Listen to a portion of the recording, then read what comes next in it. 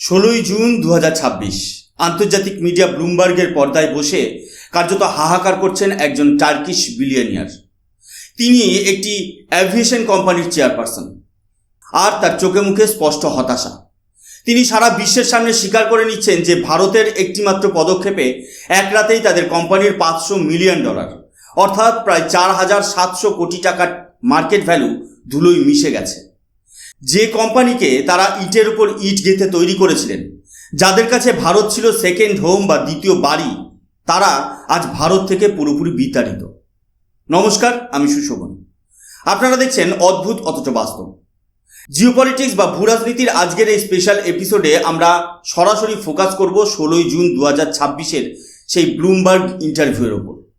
আমরা ডিকোড করব কেন তুরস্কের স্বনামধন্য কোম্পানি সেলেবিকে ভারত থেকে ঘাড় ধাক্কা দিয়ে বের করে দেওয়া হলো, কিভাবে এই পুরো অপারেশনটা ভারত সরকার এক্সিকিউট করলো, এতে তুরস্কের এবং এই কোম্পানির ঠিক কী ক্ষতি হয়েছে, আর সবচেয়ে বড় কথা, তুরস্কের যে দ্বিচারিতা, অর্থাৎ একদিকে ভারতের থেকে কারিগরি টাকা কামানো আর অন্যদিকে পাকিস্তানের হয়ে ভারতের পিঠে ছুরি মারা, তার চরম মূল্য কিভাবে তাদের চোকাতে হচ্ছে, সেটাই আজ আমরা বিস্তারিত বিশ্লেষণ করব।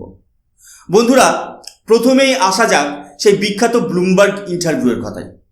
সেলেবি এভিয়েশনের চেয়ারপারসন কানান চেলেবিওগ্লু 16 জুন 2026 তারিখে ব্লুমবার্গকে দেওয়া এক্সক্লুসিভ সাক্ষাৎকারে এমন কিছু কথা বলেছেন যা শুনলে আপনারা বুঝতে পারবেন যে ভারত সরকারের একটি শোয়ের ক্ষমতা কতটা।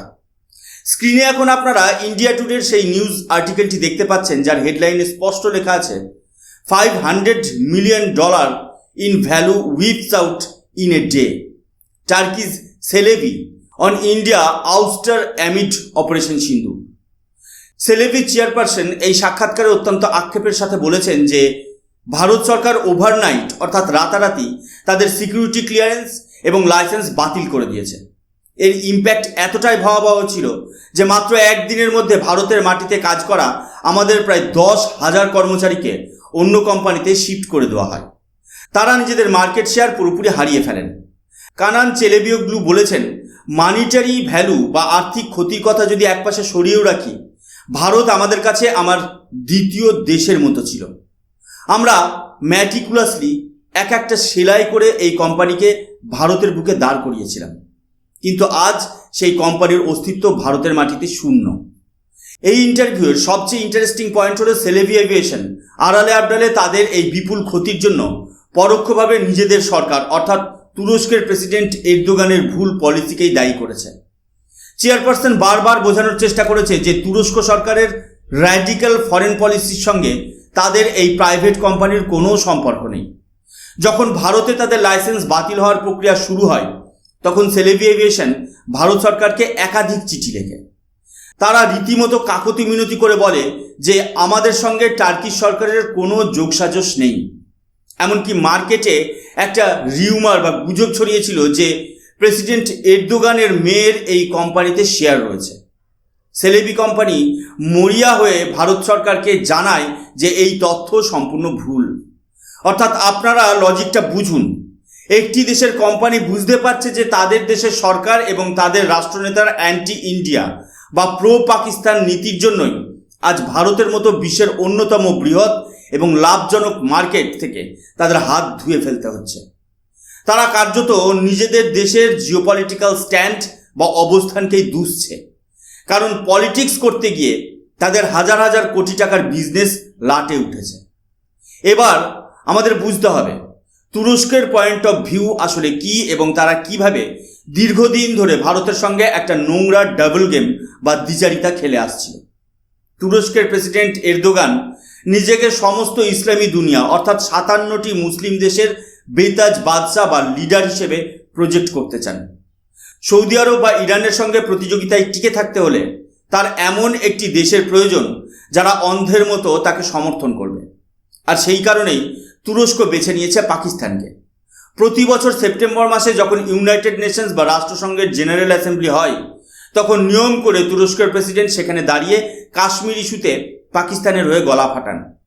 তারা প্রকাশ্যে বলেন যে কাশ্মীর ইস্যুতে তারা পাকিস্তানের সঙ্গে কাঁধে কাঁধ মিলিয়ে দাঁড়িয়ে আছে। ভারত এতদিন এই বিষয়টিকে খুব একটা আমল দেয়নি। ভারতের বক্তব্য ছিল খুব স্পষ্ট, তোমরা যদি কাশ্মীর নিয়ে পাকিস্তানের পাশে দাঁড়াতে চাও দাঁড়াও, কিন্তু সমস্যা বা পলিটিক্যাল হিপোক্রেসি শুরু হয় অন্য জায়গায়। তোমরা পলিটিক্যালি পাকিস্তানের পাশে দাঁড়াবে আর টাকা কামাবে ভারতের বাজার থেকে। বন্ধুরা, সেলেভি এভিয়েশন ভারতের একাধিক বড় এয়ারপোর্ট যেমন মুম্বাই, বেঙ্গালুরু, দিল্লি, আহমেদাবাদ, কোচিন, হায়দ্রাবাদের মতো জায়গায় গ্রাউন্ড হ্যান্ডলিংয়ের কাজ করত। প্যাসেঞ্জার সার্ভিস, কার্গো এবং পোস্টাল সার্ভিসের একটা বিশাল অংশ তারা নিয়ন্ত্রণ করত। পরিসংখ্যান বলছে বছরে কোম্পানিটি ভারতে 58,000 ফ্লাইট হ্যান্ডেল করত এবং 5,400 টন কার্গো মুভমেন্ট করত। এই কাজ করে তারা ভারত থেকে যে মোটা অঙ্কের প্রফিট বা মুনাফা নিয়ে যেত তা দিয়ে শক্তিশালী হতো তুরস্কের ইকোনমি। অর্থাৎ ভারতের টাকাতেই তুরস্ক ফুলে ফেঁপে উঠছিল, আর সেই টাকায় ব্যবহার করে ভারতের বিরুদ্ধে পলিটিক্যাল প্রোপাগান্ডা চালাচ্ছিল। এই দ্বিচারিতা ভারত সরকার আর মেনে নিতে রাজি ছিল না। আপনাদের মনে প্রশ্ন আসতে পারে, তুরস্ক তো এই কাজ বহু বছর ধরেই করছে, তাহলে হঠাৎ করে এই কোম্পানির লাইসেন্স বাতিল করা হলো কেন? এর কারণ হলো অপারেশন সিন্দুর। স্ক্রিনে এখন আপনারা বিজনেস টুডের এই আর্টিকেলটি দেখুন। হেডলাইনে বলছে, it truly devastated us, Celebi claims 500 million in value lost due to India ban amid operation Sindoor. Operation সিন্দুরের আগে থেকেই তুরস্ক পাকিস্তানকে তাদের বিখ্যাত বায়রাক্তার TB2 ড্রোন এবং অন্যান্য ওয়েপন সিস্টেম বিক্রি করা শুরু করেছিল। ভারত আন্তর্জাতিক নিয়মের প্রতি শ্রদ্ধাশীল। ভারত নিজেও আর্মেনিয়া, ফিলিপিন্স বা মায়ানমারকে অস্ত্র বিক্রি করে, তাই তুরস্ক যদি পাকিস্তানকে অস্ত্র বিক্রি করে তাতে ভারতের সরাসরি কিছু বলার নেই।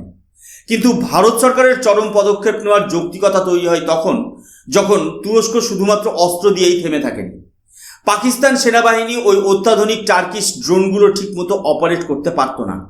তখন তুরস্ক সরকার নিজেদের সেনাবাহিনীর ড্রোন অপারেটরদের গোপনে পাকিস্তানে পাঠায়। অর্থাৎ তুরস্কের সেনাকর্মীরা পাকিস্তানের মাটিতে বসে ড্রোন কন্ট্রোল করছিল ভারতীয় ফৌজের উপর হামলা চালানোর জন্য। যখন ভারতীয় বায়ুসেনা প্রত্যাঘাত করে তখন সেই বোমাবর্ষণে পাকিস্তানের মাটিতে লুকিয়ে থাকা 2-3 জন টার্কিশ সেনাকর্মীও নিহত হন। তখনই ভারতের ইন্টেলিজেন্স এজেন্সিগুলোর কাছে গোটা বিষয়টা পরিষ্কার হয়ে যায়। ভারত সরকার বুঝতে পারে যে তুরস্ক সরাসরি ভারতের বিরুদ্ধে প্রক্সি ওয়ার বা ছায়াযুদ্ধে লিপ্ত হয়েছে। আর এটা শুধু পলিটিক্যাল স্টেটমেন্টের মধ্যে সীমাবদ্ধ নেই, এটা সরাসরি ভারতের ন্যাশনাল সিকিউরিটি বা জাতীয় নিরাপত্তার উপর আঘাত। ভারত সরকারের জাস্টিফিকেশন বা যৌক্তিকতা একদম সিম্পল। যে দেশ আমাদের সেনার বুকে গুলি চালানোর জন্য অপারেটর পাঠাচ্ছে সেই দেশের কোনো কোম্পানিকে আমাদের এয়ারপোর্টের মতো স্পর্শকাতর জায়গায় গ্রাউন্ড হ্যান্ডেলিং করতে দেওয়া হবে না। এয়ারপোর্টের কার্গো এবং ব্যাগেজ হ্যান্ডেলিং অত্যন্ত সিক্রেট এবং সেন্সিটিভ বিষয়। সেখানে এমন কোনো দেশের কোম্পানি থাকতে পারে না যাদের সরকার ভারতের ক্ষতি চায়। এরপরে directorate general of civil aviation এবং ব্যুরো অফ সিভিল এভিয়েশন সিকিউরিটির তরফ থেকে একটি চিঠি ইস্যু করা হয়। সেই চিঠিতে শুধুমাত্র একটি লাইন লেখা ছিল, this is done in the interest of national security. অর্থাৎ জাতীয় নিরাপত্তার স্বার্থে এই কোম্পানির সিকিউরিটি ক্লিয়ারেন্স ইমিডিয়েট এফেক্টের সঙ্গে বাতিল করা হলো। এবার স্ক্রিনে আপনারা SCC অনলাইনের লিগাল রিপোর্টের স্ক্রিনশট দেখতে পাচ্ছেন। হেডলাইন হলো, Turkish firm Celebi's security clearance revoked, Delhi high court uphold state action based on intelligence inputs. Celebi company এই নির্দেশের বিরুদ্ধে দিল্লি হাইকোর্টে মামলা করে। তারা ভেবেছিল ভারতের লিগাল সিস্টেমকে ব্যবহার করে তারা স্টে অর্ডার নিয়ে আসবে, কিন্তু দিল্লি হাইকোর্ট ইন্টেলিজেন্স রিপোর্টের ভিত্তিতে সরকারের এই কড়া পদক্ষেপকে সম্পূর্ণ বৈধ বলে রায় দেয়। আদালত তার অবজারভেশনে পরিষ্কার জানিয়ে দেয়, it is better to be safe than sorry. অর্থাৎ বিপদে পড়ে হাত কামড়ানোর চেয়ে আগে থেকে জাতীয় নিরাপত্তার ক্ষেত্রে চরম সতর্কতা অবলম্বন করা অনেক বেশি জরুরি।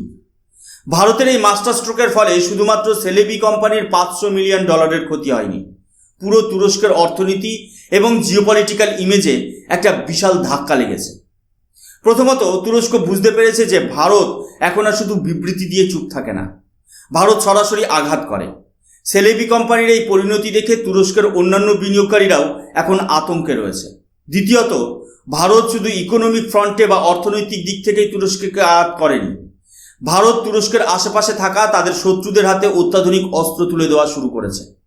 তুরস্ক যখন ভারতের কাশ্মীরে নাক গলাচ্ছে, ভারত তখন সাইপ্রাস এবং গ্রিসকে শক্তিশালী করছে।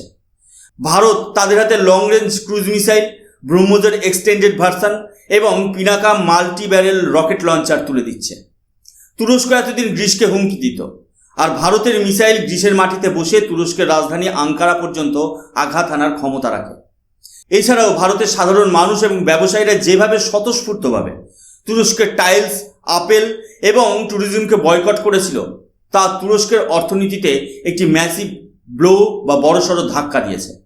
আজ পরিস্থিতি এমন পর্যায়ে পৌঁছেছে, তুরস্কের বিদেশমন্ত্রী রীতিমতো ভারতকে অনুরোধ করছেন, প্লিজ আমাদের আর পাকিস্তানের সম্পর্ককে ভারত তুরস্ক বায়োল্যাটারাল রিলেশনসের সঙ্গে জড়াবেন না। তুরস্ক আজ রীতিমতো ভয় পেয়েছে। বন্ধুরা, ব্লুমবার্গের ইন্টারভিউতে সেলেভির চেয়ারপারসনের এই হতাশা আসলে সমগ্র তুরস্কের বর্তমান জিওপলিটিক্যাল ফ্রাস্ট্রেশনেরই প্রতিফলন। ভারত সরকার বুঝিয়ে দিয়েছে, বন্ধুত্ব করলে আমরা হৃদয় উজাড় করে দিই, যেমনটা আমরা তুরস্কের ভূমিকম্পের সময় অপারেশন দোস্তের মাধ্যমে করেছিলাম। সবার আগে ভারত সেখানে মেডিকেল টিম এবং সাহায্য পাঠিয়েছিল। কিন্তু বন্ধুত্বের আড়ালে যদি বিশ্বাসঘাতকতা করা হয়, যদি আমাদের সেনার রক্ত ঝরানো হয়, তবে ভারত তার চরম প্রতিশোধ নিতে পিছপা হবে না। ন্যাশনাল সিকিউরিটির প্রশ্নে ভারত কোনোদিন আপোষ করবে না। আর সেলেভি এভিয়েশনের ভারত থেকে বিতাড়িত হওয়া সেই জিরো টলারেন্স নীতিরই এক জ্বলন্ত প্রমাণ। এই পুরো জিওপলিটিক্যাল ডায়নামিক্স এবং ভারত সরকারের এই সাহসী পদক্ষেপ সম্পর্কে আপনাদের কি মতামত?